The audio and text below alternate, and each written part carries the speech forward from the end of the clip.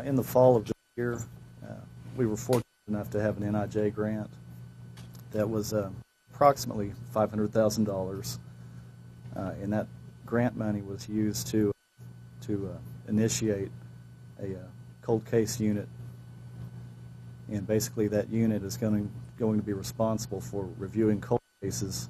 within the OSBI. The purpose of the reviewing of those cases would be to determine if there's any type of DNA evidence in those cases,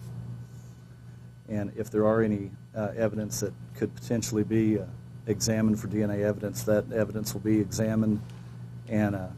from those cases we'll be able to initiate an investigation. What this grant will do now is it will enable a full-time investigator, once DNA is located in that case, it will allow that investigator to actually spend the time full-time to continue to pursue justice in that case. Primarily what we're doing is working on the OSBI case files, and that would include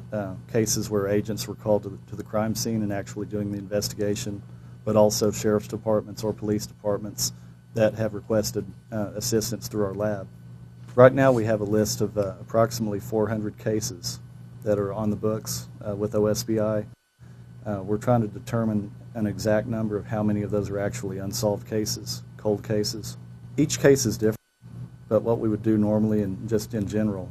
when we identify a suspect profile or a potential suspect profile, we'll take a good look and a good thorough look at that case and review all of the reports in it, all of the criminalistics reports, and see what happened at the crime scene, and go back and re-interview potential witnesses and try to find witnesses that had never been interviewed, and I'll try to locate that to talk to them.